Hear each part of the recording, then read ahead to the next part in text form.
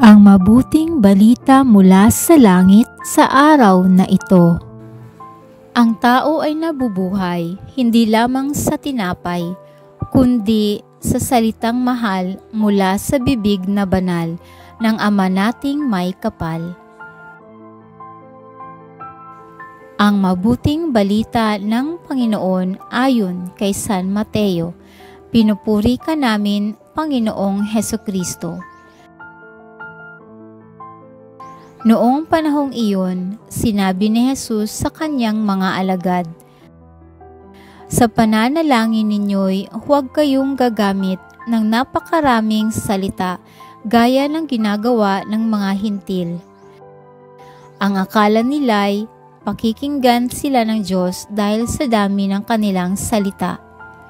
Huwag ninyo silang tutularan, sapagkat alam na ng inyong Ama ang inyong kinakailangan bago pa ninyo hingin sa Kanya.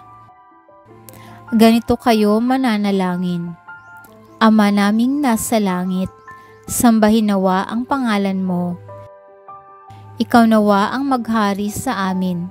Sundin nawa ang iyong kalooban, dito sa lupa tulad ng sa langit.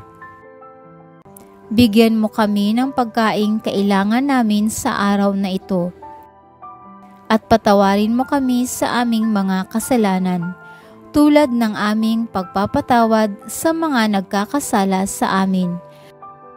At huwag mo kaming iharap sa mahigpit na pagsubok, kundi ilayo mo kami sa masama.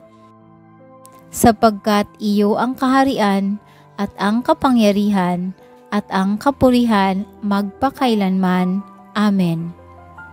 Sapagkat kung pinatatawad ninyo ang mga nagkakasala sa inyo, patatawarin din kayo ng inyong Amang nasa langit. Ngunit kung hindi ninyo pinatatawad ang mga nagkakasala sa inyo, hindi kayo patatawarin ng inyong Ama." Ito ang mabuting balita ng ating kaligtasan. Papuri sa Diyos. Maraming salamat po sa inyong tulong na maipalaganap ang mabuting balita ng Poong Jesus sa lahat ng mga Pilipino sa buong mundo.